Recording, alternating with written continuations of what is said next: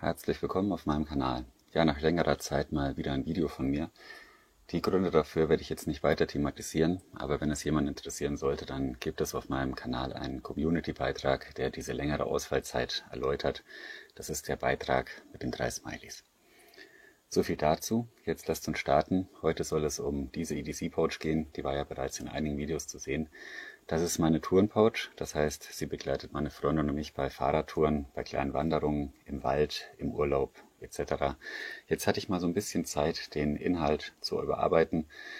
Ja, das wollte ich euch zeigen. Auf die einzelnen Gegenstände werde ich jetzt nicht tiefer eingehen. Vieles davon ist mehr oder minder selbsterklärend. Aber falls Fragen aufkommen, beantworte ich diese sehr gerne in den Kommentaren. Dann fange ich mal an. Ich werde mich hier innen von links nach rechts durcharbeiten. Fange dann an mit einem kleinen Bithalter.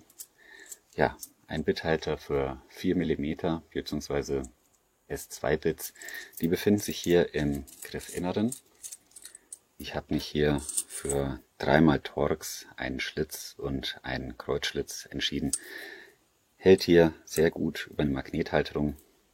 Wirklich ein praktisches kleines Tool, kann man immer mal brauchen.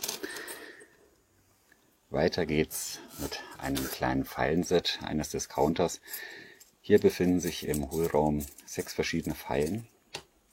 Und zwar 3 sehr feine Diamantpfeilen. Das heißt, ich könnte diese Rundpfeile hier auch mal zum Schärfen eines Messers verwenden. Zum Beispiel, man schraubt es hier fest und dann hat man einen schönen langen Griff. Also wirklich sehr praktisch. Hier sind auch noch 3 gröbere Pfeilen zu sehen. Moment. Die kann man dann für die Holzbearbeitung verwenden. Also für mich ist das wirklich ein schönes, kleines, tolles Set. Kostet wirklich nicht viel. Gibt es ab und zu mal im Angebot in so ziemlich jedem Discounter. Dann geht es weiter hier mit der Knipex Cobra XS. Das ist eine Mini-Wasserpumpenzange. Gerade mal 10 cm lang, also wirklich ziemlich klein, aber sehr praktisch. Der Hersteller gibt hier die Backenbreite mit 24 mm an, also man kommt hier auch auf 28. Die Hebelwirkung ist natürlich nicht so groß, das ist klar. Das ist ein kleiner Kompromiss, aber dennoch eine richtig gute Zange. Ich habe auch den Vorgänger davon, das ist die Cobra 12,5. Also ich kann hier nichts Negatives sagen, wirklich richtig tolle Arbeit von Knipex. Dann geht es weiter mit dem Big Mini, ein kleines Feuerzeug, umwickelt mit etwa 15 cm Gaffertape.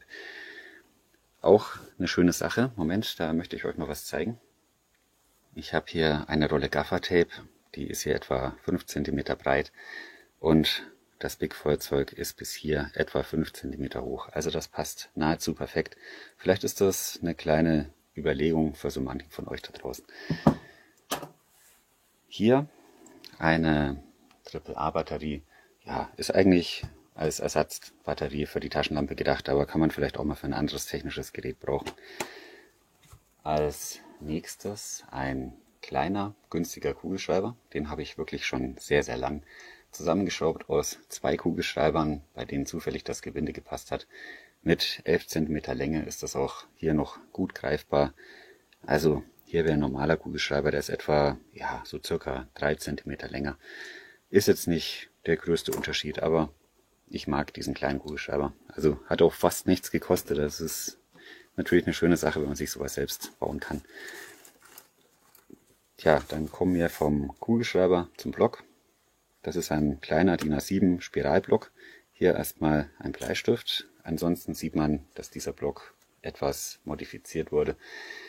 Ich habe hier aus Papier kleine Taschen gefaltet und die Oberfläche des Umschlags so gestaltet, dass man Klebeband problemlos abziehen kann.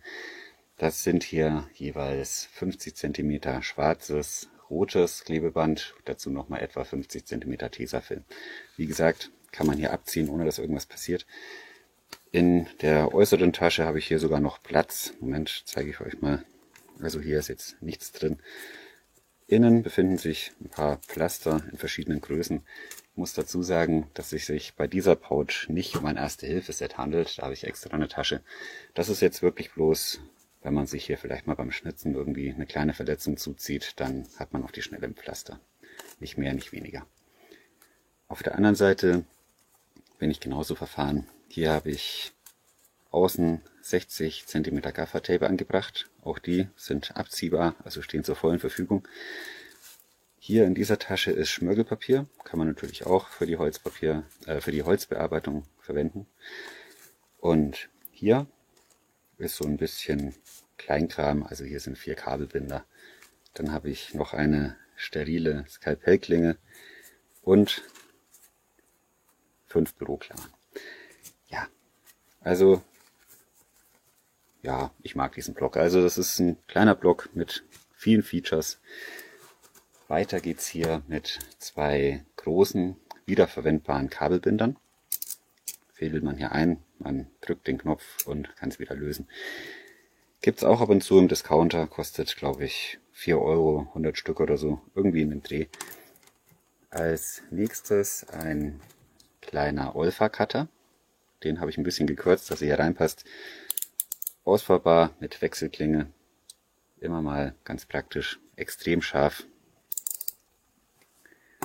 Und auf dieser Seite der letzte Gegenstand. Das ist ein kleiner Teleskopmagnet, in so mancher Situation ebenfalls sehr, sehr praktisch. Man sieht, ja, verrichtet seine Arbeit.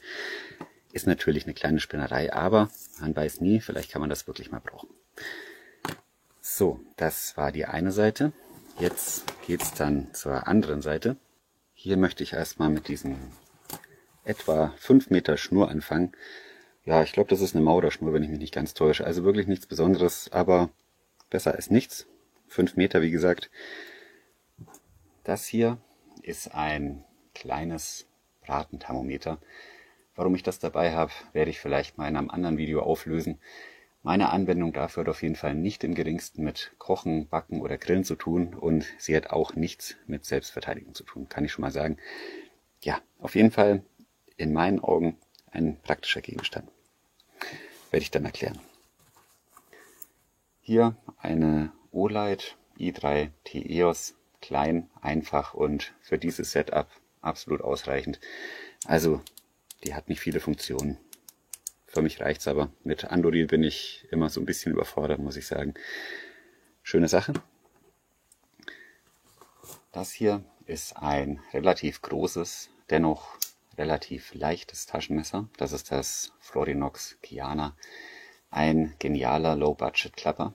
Darüber habe ich auch mal ein Video gemacht. Verlinke ich euch dann in der Videobeschreibung. Also wirklich ein tolles Messer.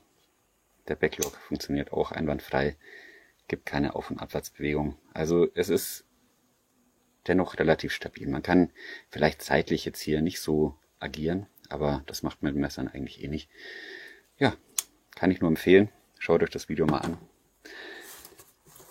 Ja, jetzt ein Victorinox. Das darf natürlich nicht fehlen. Nach langem Hin und Her habe ich mich für das Swiss Champ entschieden.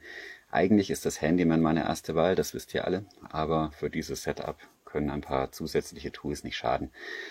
Man hat hier eine Lupe, dann dieser kleine Kreuzschlitzschraubendreher, dann die Zange ist natürlich auch praktisch, Schere, Säge, Metallpfeile, große und kleine Klinge, Korkenzieher und so weiter. Also wirklich enorm vielseitig. Noch dieser ganz kleine Schraubendreher, zum Beispiel für Brillen oder ähnliches. Ja, also ich mag das wirklich sehr. Das Handyman ist ja auch sehr, sehr vielseitig. Das ist ein bisschen schwerer, ein bisschen breiter und hat ein paar Funktionen mehr. Dann auch hier zum Beispiel dieser Kugelschreiber. Einfach ein tolles Messer. Ja, jetzt kommt hier noch dieser Innenbereich mit Reißverschluss. Da fange ich mal an mit diesen 3 Klettbändern. Ja, letztendlich zur Befestigung von Dingen kann man das immer mal brauchen, genauso wie diese Kabelbinder. Ist vielleicht ein bisschen doppelt gemoppelt, aber stört jetzt auch nicht weiter. Dann habe ich hier ein Lupenglas in einem kleinen Etui. Ja. Und als nächstes ist das hier ein Nähset. Wir haben hier noch ein paar Sicherheitsnadeln drin, natürlich auch Nadel und Faden, Knöpfe. Hier sind noch 2 Rasierklingen. Also kann man alles mal brauchen. Ja, also die Pouch wäre jetzt soweit leer. Ist schon mal erstaunlich, was hier alles liegt. Mache ich hier mal kurz zu. Außen habe ich hier noch, ja, was ist das? Das ist ein wiederverwendbarer Kabelbinder, eigentlich so wie dieser hier, nur in Originallänge. Und darauf sind 2 Meter Paracord aufgewickelt. Auch dazu gibt es ein Video, das verlinke ich euch in der Videobeschreibung, könnt ihr euch ja mal anschauen. Und hier noch eine kleine Pfeife, die war mal in so einem Billig-Survival-Set mit drin. Ja, ich habe erst gedacht, das ist eigentlich totaler Humbug, aber so eine Pfeife, Signalpfeife, kann man im Wald vielleicht schon mal brauchen. Und hier drin befinden sich ein bisschen Watte, die kann man als Zunder verwenden. Und 3 winzige Feuerstiele. Moment, Fokus, ja. Ja, die sind wirklich gut, die Teile. Also ich bin erstaunt. Ich habe die jetzt schon in diversen Setups untergebracht. Ich bin ja eigentlich nicht so der Feuerstahl-Fan, aber hier muss ich sagen, warum nicht? Die nehmen keinen Platz weg, kann man mitnehmen. Ja, jetzt seht ihr, hier liegt wirklich sehr viel Zeug. Schon erstaunlich, was in diese günstige Decathlon Pouch so reinpasst. Außenmaß hier circa 15 x 10 cm. Das Gesamtgewicht dieser Gegenstände liegt inklusive der Pouch bei etwa 650 Gramm. Also wenn ich mir Mühe geben würde, könnte ich das vielleicht so um den Bereich 500 drücken. Aber ja, ich bin jetzt kein Leichtgewichtsfanatiker, also das ist jetzt nicht so schlimm. Stört mich überhaupt nicht, 650 Gramm kann man mal bewegen. Okay, ich denke, ich bin mit dieser Zusammenstellung eigentlich ganz zufrieden. Falls ihr noch Ideen habt, was unbedingt in so ein EDC-Setup sollte, dann schreibt es mir bitte in die Kommentare. Ich bin da wirklich für jede Anregung offen. Ja, Videoantworten wären hier auch ein Thema, werden wirklich auch gerne gesehen. Ist ein sehr schönes Thema, bei dem man sich austoben kann. Man kann kreativ werden, man kann improvisieren. Wie gesagt, ein Beitrag in Form einer Videoantwort wäre eine tolle Sache. Gut, das war's dann auch schon wieder. Ich bedanke mich für eure Aufmerksamkeit, wünsche euch alles Gute, bleibt gesund, liebe Grüße und bis zum nächsten Mal.